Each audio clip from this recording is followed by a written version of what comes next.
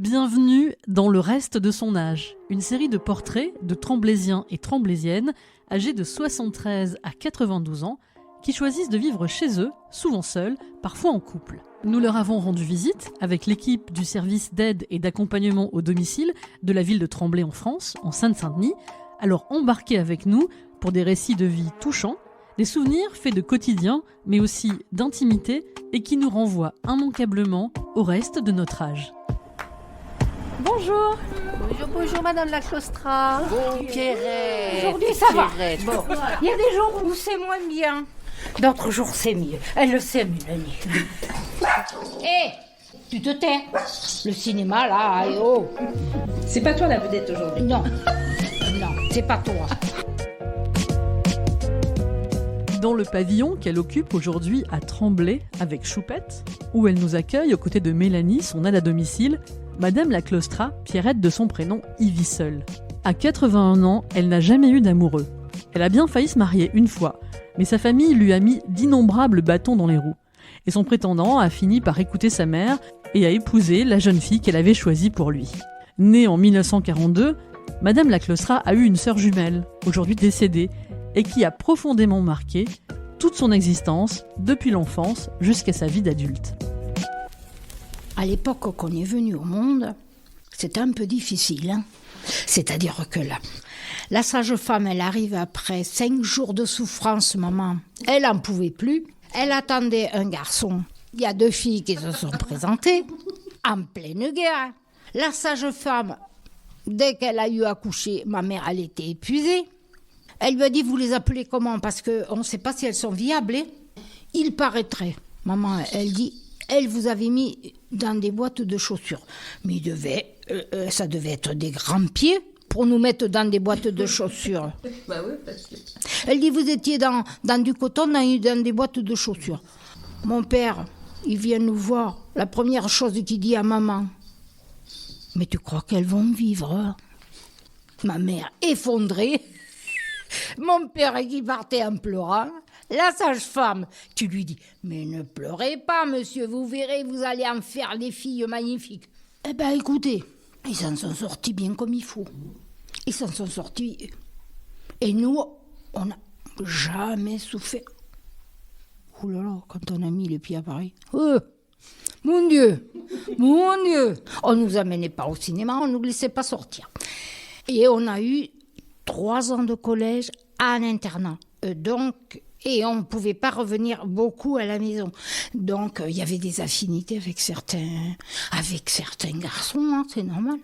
Mais tout ça, mes parents, ils ne le voyaient pas bien. Ils ne voulaient pas. Bon. Une année, il y a eu le mariage de mon cousin et de ma cousine. Bon. Et à ce fameux mariage, il y avait un copain à mon cousin. Et on se plaisait bien. Mais bon, je l'ai vu 2 ou 3 fois là-bas. Je peux vous dire que le peu qu'il a été là, mon frère sur les genoux, ma sœur à côté, toute la table est là. On ne s'est jamais fait un câlin.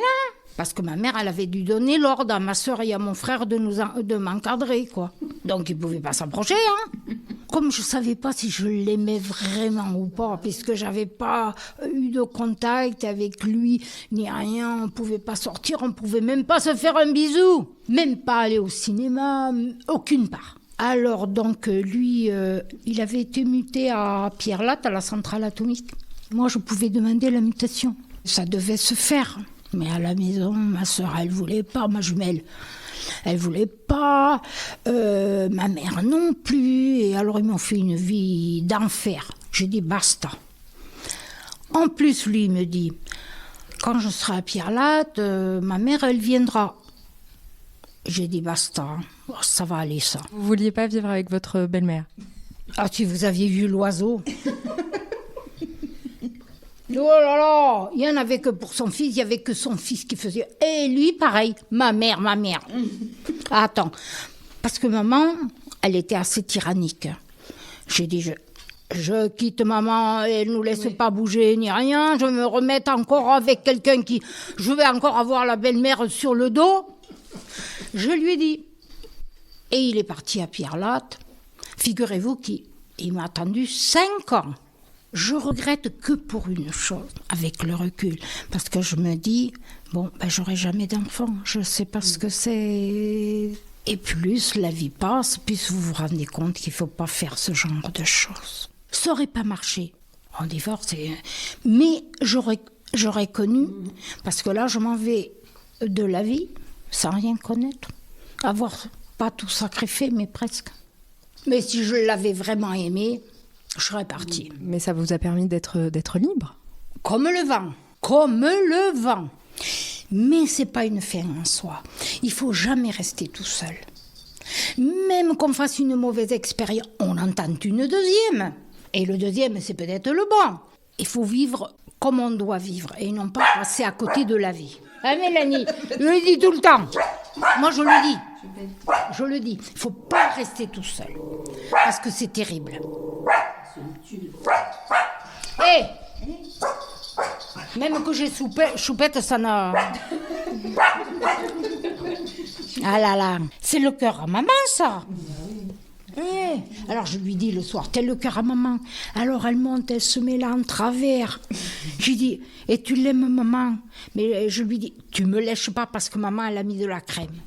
Et Mélanie, quand elle vient, elle fait quoi chez vous? Déjà on cause. Pas vrai, Mélanie? Ouais, des fois on se dit on n'a pas fait grand chose, mais. Et qu'est-ce que je vous réponds? C'est pas grave, c'est moi que ça. Voilà, elle me dit c'est pas grave, c'est moi que ça regarde, donc c'est important. C'est le plus important. Voilà, c'est le plus important d'avoir du contact. On part sur une chose et. Voilà, c'est ça. On va faire ça, et après. On n'a pas fait ça, mais on a fait d'autres. Ou on fait plus tard. Généralement, c'est l'entretien de la maison, en haut, en bas, surtout en haut. Et puis le repassage aussi, un peu du linge. Voilà. Essentiellement, et puis surtout le lien social. Hein. Mais quand vous pouvez faire les courses et tout, et après moralement c'est très important de pouvoir dire je fais mes courses, je fais ceci, je fais cela. Alors donc je me dis que c'est très bien qu'on nous garde,